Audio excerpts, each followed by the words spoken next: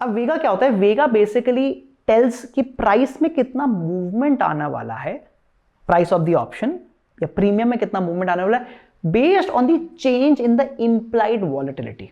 अब मैंने एक यहां पे यूज करा है वर्ड इम्प्लाइड वॉलेटिलिटी।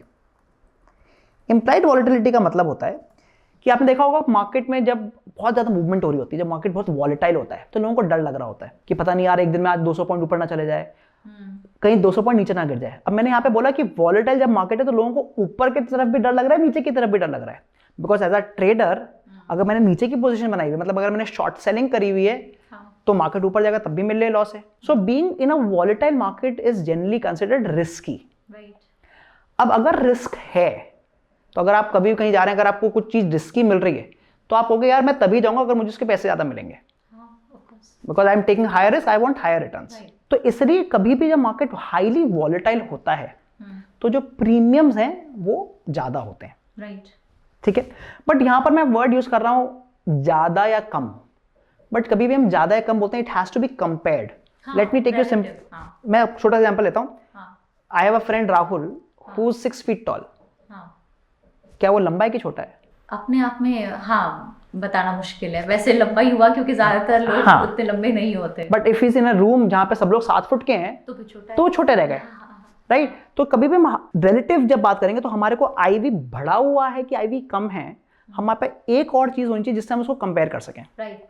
तो वो दूसरी चीज होती है, इसको बोलते हैं हिस्टोरिकल वॉलेटिलिटी।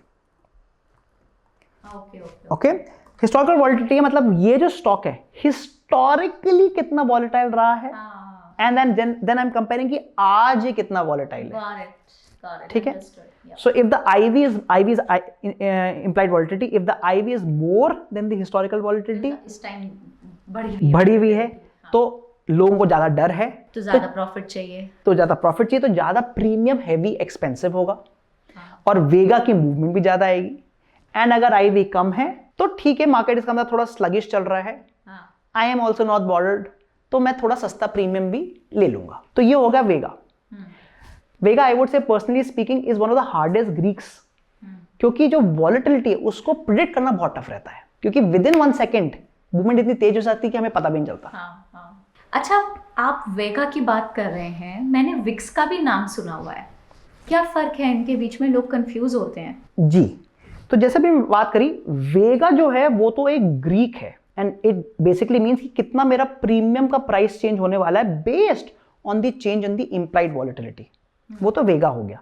विक्स जो है वो एक इंडेक्स है, जैसे निफ्टी हमारा एक इंडेक्स है, VIX is also an index called volatility index. उसकी कैलकुलेशन के बारे में हम नहीं जाएंगे, there is a complete calculation कि कैसे विक्स को कैलकुलेट किया था, but it is an index, that means it encompasses कि इस समय टोटल मार्केट पार्टिसिपेंट्स क्या सोच रहे हैं regarding the volatility of the market on its own.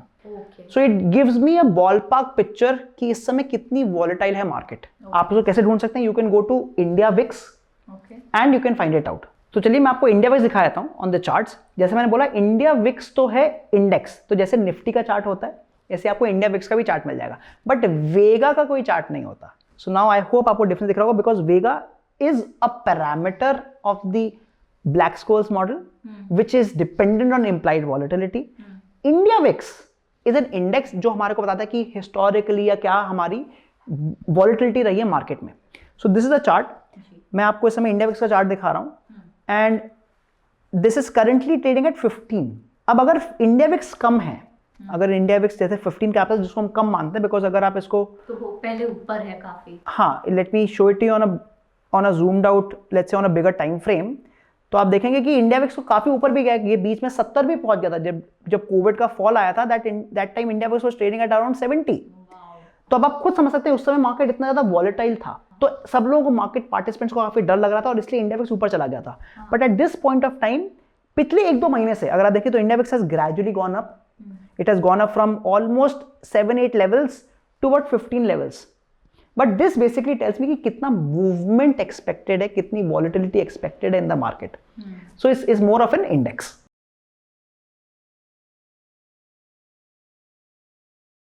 Investment in securities market are subject to market risks. Read all the related documents carefully before investing. Please read the risk disclosure documents carefully before investing in equity shares, derivatives, mutual fund, and or other instruments traded on the stock exchanges.